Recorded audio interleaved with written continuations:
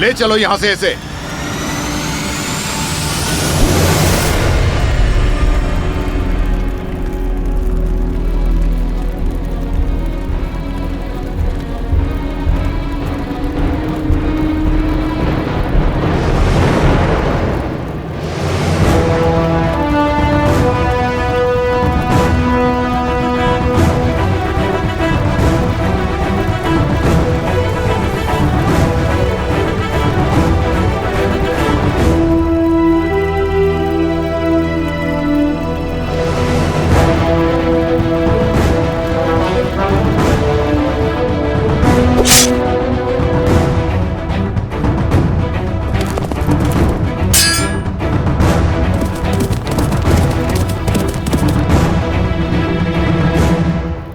रिपुदमन,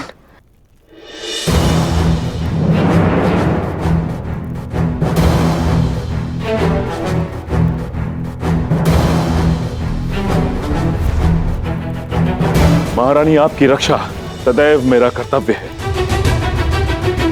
और जब तक रिपुदमन जीवित है आपका कोई बाल भी बांका नहीं कर सकता।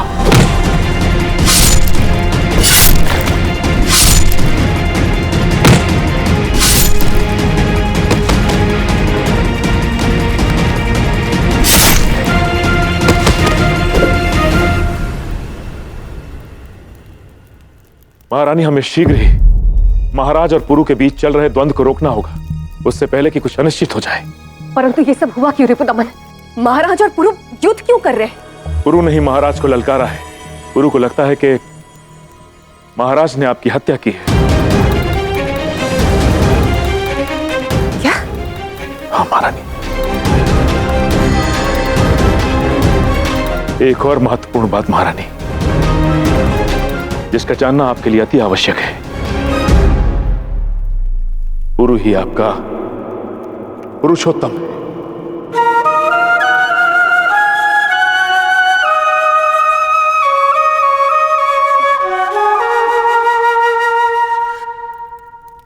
पुरु ही आप और महाराज बमनी की संतान है।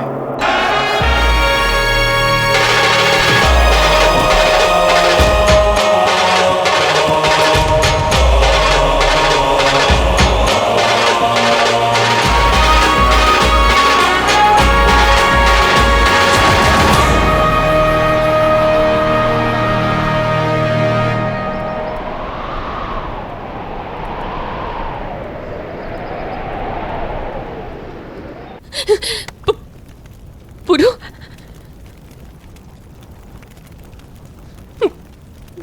मेरा पुत्र है? हाँ महारानी, आपका पुत्र मरा नहीं था।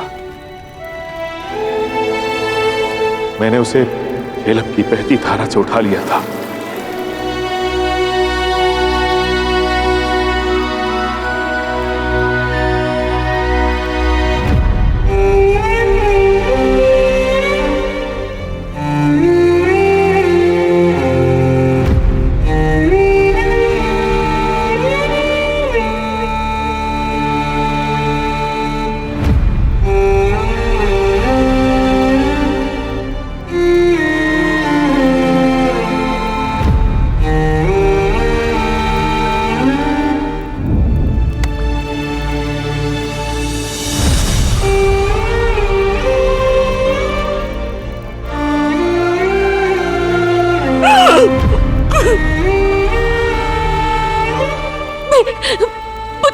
मेरा पुत्र है।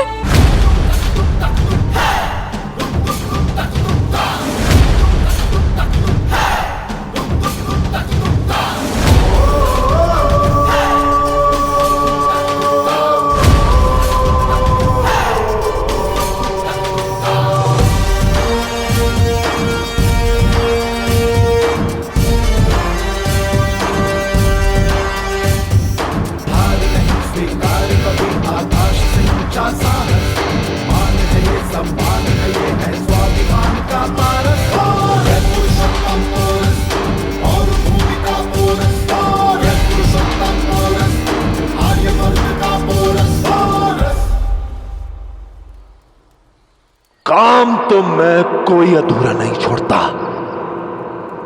और आज भी नहीं छोड़ूंगा।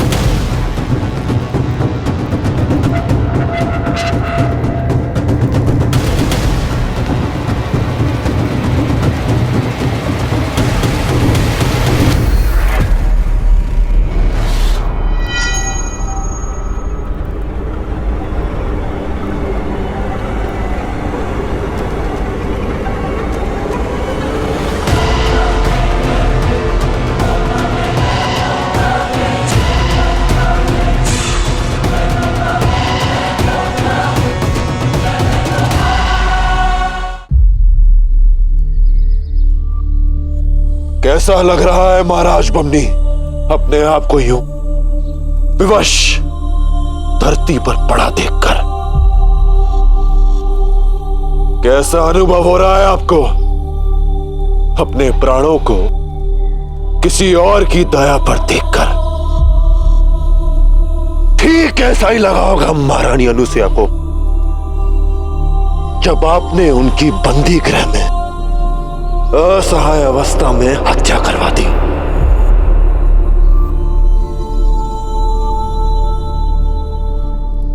खेल खत्म मोशस। अपने तीरंदाजों को तैयार रहने का इशारा कर दो।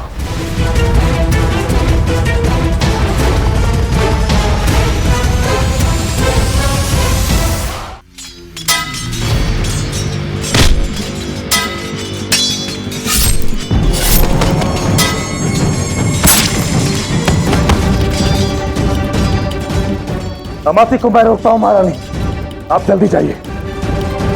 उससे पहले कि कोई अनर्थ हो, गुरु और महाराज के बीच के द्वंद्व को रोकिए।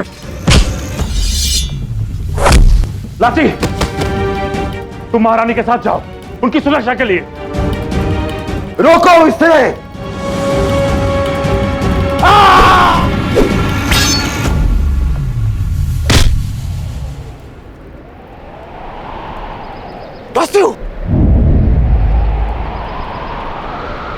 हमने कहा था कनिष्क, कोई बीच में नहीं आएगा।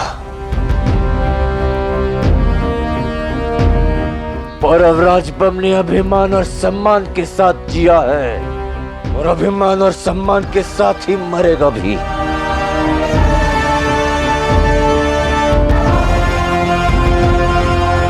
हमने चाहते कल कोई कहे कि एक दस्यु के समक्ष बमनी को सहायता की आवश्यकता पड़ गई। आगे बढ़ो दस्यु, अवसर है तुम्हारे पास।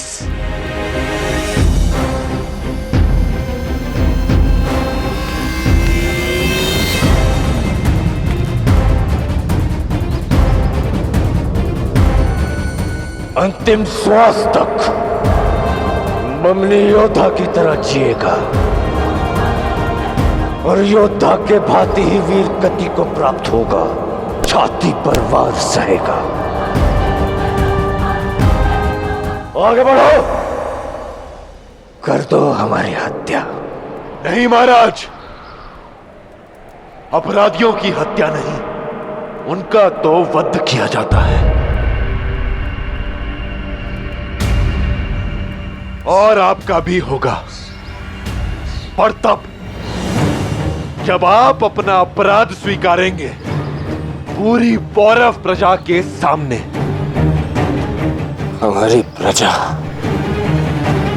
हमें भले भांति जानती है दस्यु। तुम्हें स्पष्टीकरण देने की हमें कोई आवश्यकता नहीं। तो फिर महाझेलम का न्याय सुनो। पौरवराज बमनी वध के पात्र हैं।